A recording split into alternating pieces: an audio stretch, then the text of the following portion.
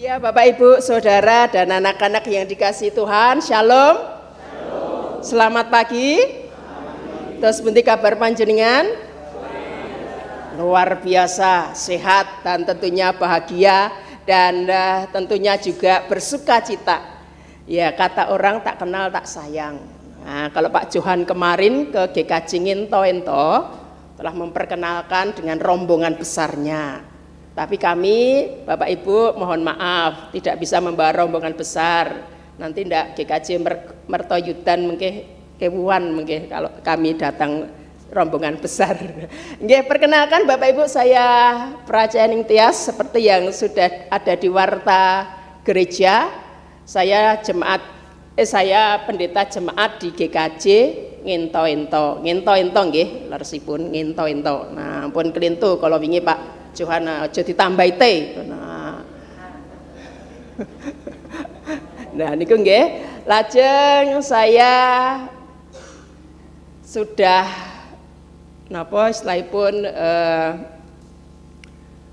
menjadi pendeta itu nembe imi-imi. Nah, tidak seperti Pak Johan yang sudah berpuluh tahun dados makan garamnya sampun kathah.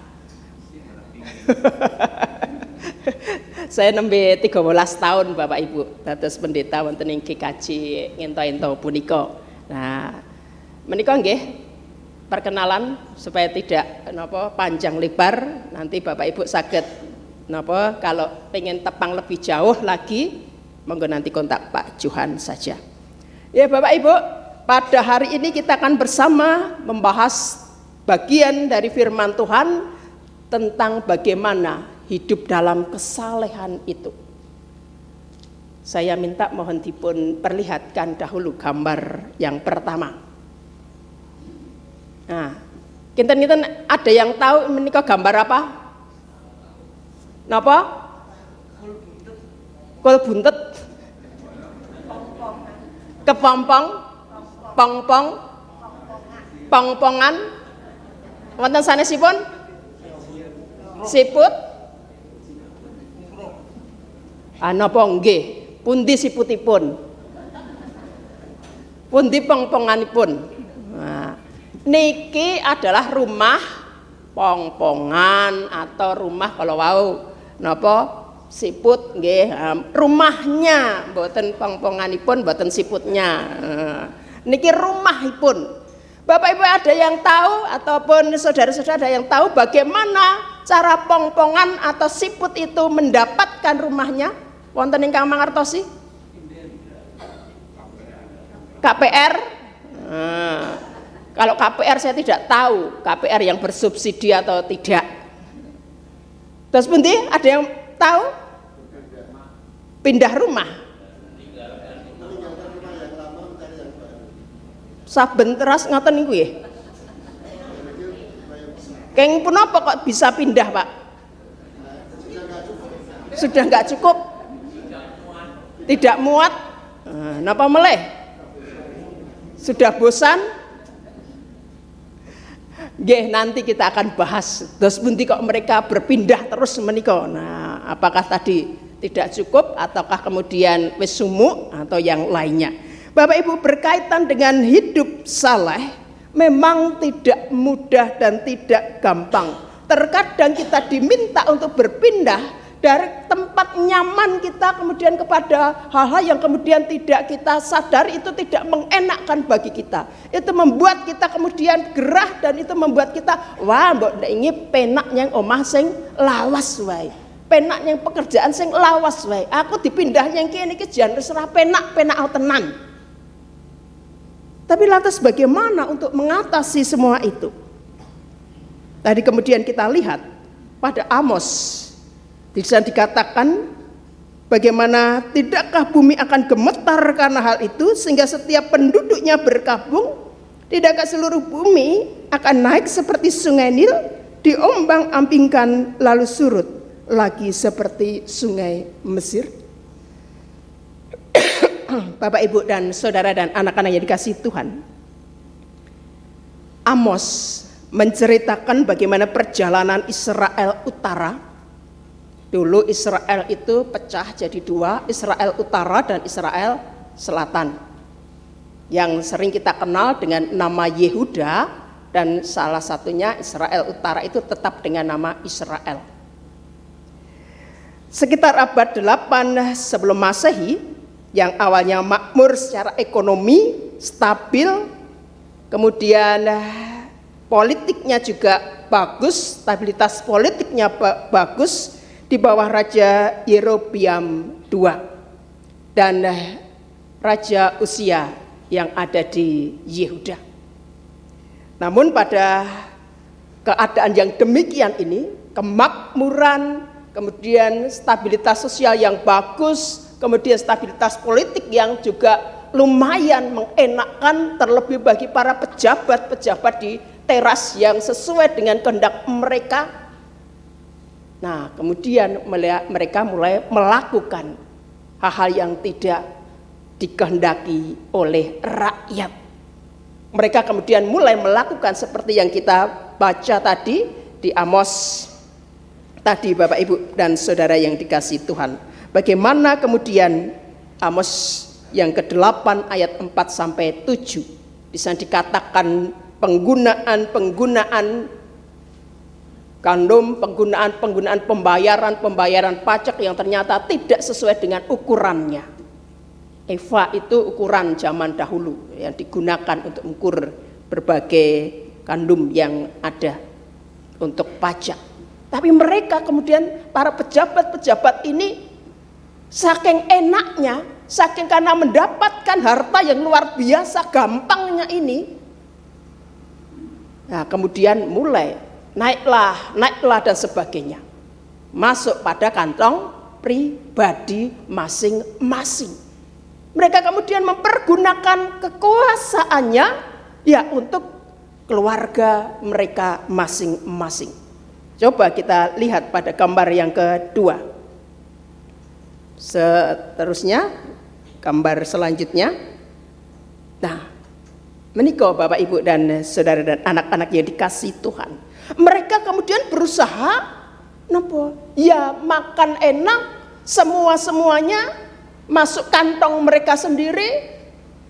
Tidak hanya untuk pribadi, tapi juga keluarga mereka. Wes kowe butuh piranya? Kamu ingin apa? Oke, tak masuk. Oke, kamu ingin sekolah di mana? Oke, gampang, tinggal tanda tangan. Kamu mau dimutasi di bagian mana? Oke, kalau ada channel yang gampang, enak, udah kamu mau dan minta berapa? Tak kasih. Begitu mudahnya. Padahal keadaan saat itu enak. Tapi kemudian siapa yang sengsara? Rakyat, orang-orang bawah, orang-orang miskin, orang-orang yang terpinggirkan. Semakin kemudian mereka tertindas.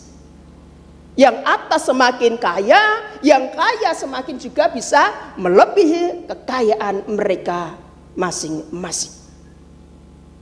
ATM mereka berada dimanapun. Tinggal gesek di bank manapun sudah ada. Nah, Bapak Ibu menawi mungkin juga dengar berita-berita yang ada di Nepal. Bagaimana kehidupan hedon yang terjadi bagi keluarga-keluarga pejabat-pejabat yang ada di sana. Sehingga kemarin setelah Indonesia, ternyata mereka meniru gaya Indonesia untuk berdemo, tetapi demonya kemudian membuat kerusuhan. Jangan sampai kemudian Indonesia seperti itu. Padahal Indonesia dijadikan contoh untuk mereka berdemo. Sampai kemudian istri Perdana Menterinya dibuat yang tidak mengenakan itu. Ada demonstrasi tapi kemudian anarkis, membawa ketidaknyamanan, membawa kerusakan dan kejahatan dilakukan.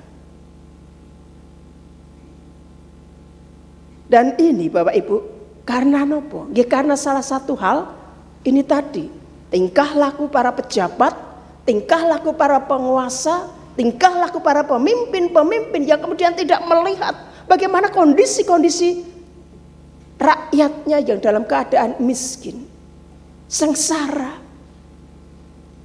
mengais rezeki di tong-tong sampah untuk mendapatkan makanan. Ya mereka tidak melihat karena apa? Seringkali mereka hanya berada di atas. Mereka hanya seringkali berada di mobil mewah mereka. Semoga ini tidak ada di tempat kita. Dan bagaimana kemudian Allah mengingatkan mereka?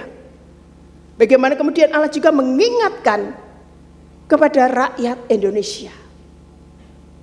Bagaimana kemudian Allah menyatakan kasih-Nya? Kita lihat tadi di dalam bacaan tanggapan kita Mazmur. Di sana dikatakan juga bagaimana pemazmur melihat kondisi kehidupan yang dalam kesengsaraan kemiskinan itu, tetapi tetap dengan melihat bahwa Allah lah yang akan dapat memperjuangkan itu semua dengan para pemimpin yang bijak, yang baik.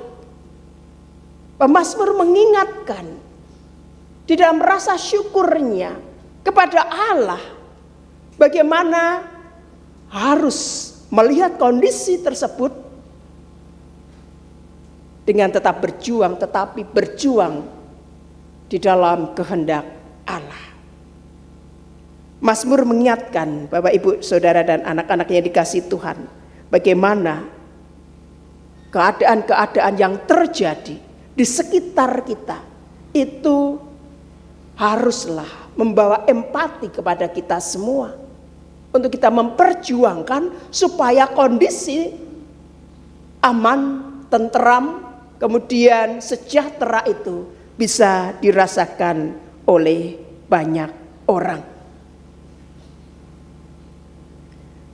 Bapak Ibu kenal dengan gambar yang berikutnya ini? Tepang, Bapak Ibu? Tahu? Wah.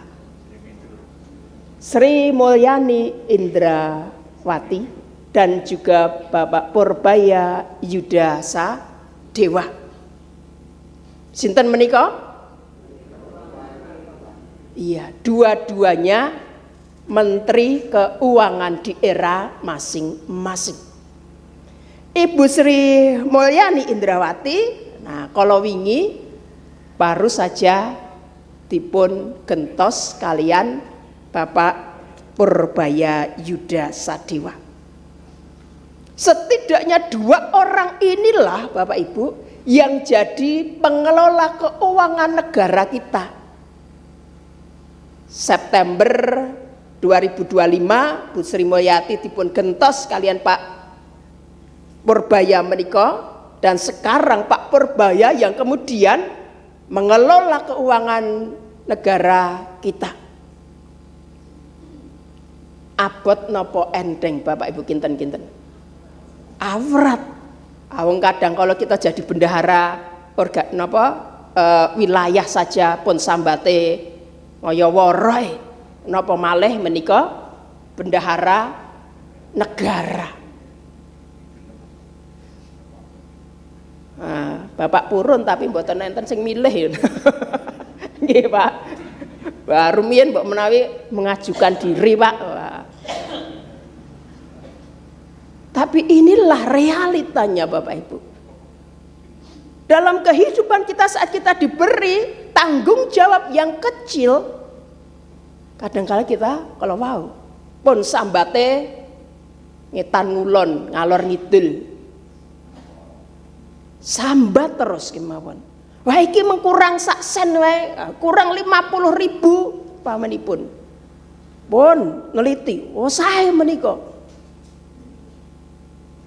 Kadang kala pun kita sak kita ingkang kesupen lajeng ingkang sak omah dipun tangletis danipun. Wah ini tanggung jawab saya sebagai bendahara, meskipun 20.000 ataupun mungkin 5.000 sekalipun harus saya pertanggungjawabkan. Bukankah tadi juga Allah berkata, kalau kau setia dalam perkara yang kecil, maka Allah akan menambahkan perkara-perkara yang besar. Tapi dos pundi nalika kita mboten saged setia dalam perkara yang kecil, ya bisa jadi tidak akan ditambahkan hal yang besar dalam kehidupan kita ini. Kita nyuwun terus, Gusti mbok rezeki kula menika nambah. Pun saya nyimpen 50.000 terus temriku, mugi-mugi sak mangke dados gangsal 100.000, atau mungkin sak mangke dados 1 yuta, atau sak mangke dados 10 miliar. Atus pundi menawi namung dipun simpen kemawon. Lho katanya berbunga Bu Pendeta. Lah nggih pripun menawi nampun dipun simpen mboten dipun tanem kok nggih mboten wonten bunganipun. Bagaimana kemudian kita dapat mengembangkan talenta-talenta yang diberikan Tuhan dalam kehidupan kita, namun rikala namun kita simpen kemawon. Dan di sini kemudian saat Tuhan mengingatkan kita bagaimana kehidupan, perumpamaan dari bendahara yang tidak jujur ini. Kenapa kemudian tidak jujurnya tok diangkat? Dos pundi menika, apakah ketidakjujuran itu kemudian menjadi salah satu contoh yang harus kita lakukan? Boten bab punika ingkang dipun diingatkan iku boten babakan ketidakjujurannya, boten. Ananging kados pundi bendahara tadi menyikapi apa yang akan terjadi dalam kehidupan dia. Itu kemudian yang ditekankan. Hidup saleh itu memang tidak mudah, tapi bagaimana kemudian kita bisa melihat realita di dalam kenyataan kita sehari-hari. Bisa mengikat hidup kita kepada hal-hal duniawi, tapi jangan kemudian terpancang pada duniawi itu tadi. Bendahara tadi di sini dikatakan dalam kisah ini tadi bagaimana pinjaman diantaranya berupa hal-hal yang tadi ada gandum, ada yang lainnya yang disebutkan minyak juga. Dalam kehidupan kita Bapak Ibu, dalam jabatan yang mentereng tentulah menjadikan kedua menteri ini tadi bisa jadi dikatakan sebagai kehidupan mereka, terlebih Pak Purbaya saat ini sama dengan gambaran yang ada di Injil Lukas 16 ayat 1 sampai 13 ini. Bahkan Pak Purbaya ini pernah menyampaikan Bapak Ibu saat dia bekerja sebelum jadi menteri keuangan itu, dia berkata, wah gajinya melebihi dari saat dia menjabat jadi menteri ini. Sebelum diangkat jadi menteri, Pak Purbaya ini sempat bertanya kepada pihak sekretariatan negara bagaimana tentang pendapatannya dia sebagai menteri. Karena dulu Pak Purbaya ini ternyata bekerja pada bidang yang lain meskipun juga di bagian keuangan. Dia dulu adalah sebagai kepala atau pimpinan dari lembaga LPS nggih. Nah, pinjaman simpanan itu. Gajinya lebih besar daripada saat jadi menteri ini. Saat dia bertanya, beliau bertanya kepada sekretariatan negara itu, aduh, gajiku kok luwih sithik iki. Lebih enak jadi pimpinan direksi itu di LPS itu daripada di Kementerian Keuangan. Tapi kemudian beliau menyadari ini adalah tugas tanggung jawab yang besar, tugas tanggung jawab untuk kesejahteraan seluruh rakyat Indonesia, dan ini juga sebagai pemahaman bagaimana ia harus melakukan apa yang dikehendaki Tuhan dalam kehidupan ini melalui tugas tanggung jawab yang beliau emban saat ini. Jadi dia merelakan meninggalkan LPS kemudian masuk di dalam Kementerian Keuangan, meninggalkan posisi yang luar biasa enak, meninggalkan posisi dengan gaji yang lebih besar tadi masuk pada keadaan yang belum tentu mengenakan. Bisa jadi kemudian berpikir ulang Bapak Ibu kalau kemudian kita yang dijadikan sebagai hal dalam posisi-posisi seperti Pak Purbaya ini. Atau posisi-posisi yang kemudian mengingatkan kita, wah, dos pundi niki gaji linangkung alit tinimbang rumiyin. Tentu pendapatan akan berkurang. Punapa malih sak mangke dados Menteri Keuangan menika disorot di seluruh Indonesia menika. Mboten namung Indonesia, nanging ugi saged kepara setunggal jagat menika seluruh dunia ini. Bagaimana sepak terjang Indonesia ya kemudian dilihat Menteri Keuangannya, bagaimana Indonesia mengelola harta bendanya, bagaimana mengelola pajaknya, dan bagaimana mengelola seluruh aset-asetnya. Indonesia juga akan kemudian dilihat oleh negara-negara lainnya. Demo saja dibagai jadi contoh napa malih menika kalau kemudian Indonesia bisa bangkit, Indonesia bisa maju. Harapan 2045 Indonesia emas. Tonggak ini juga harus kemudian ternyata diingatkan kepada kita semua. Berpindah dari posisi yang nyaman kepada posisi yang tidak mengenakkan. Berbeda dengan kebanyakan dari kita biasanya inginnya berpindah dari posisi yang lebih enak lagi, lebih nyaman lagi. Kepara sak mangke gajine langkung ageng malih. Kita diingatkan melalui gambaran bendahara yang tidak jujur ini tadi. Bukan hal ketidakjujurannya, tetapi bagaimana dia memandang realita. Bagaimana dia kemudian juga melihat apa yang harus aku lakukan dalam kehidupan ini sehingga kemudian membawa orang-orang yang lainnya kemudian bisa melihat, merasakan dampak yang baik, dampak yang menguntungkan, dampak yang kemudian bisa diperlihatkan kepada orang lain. Ini loh Pak Bendahara ini, aku diseutangi segini, sakit dipotong loh.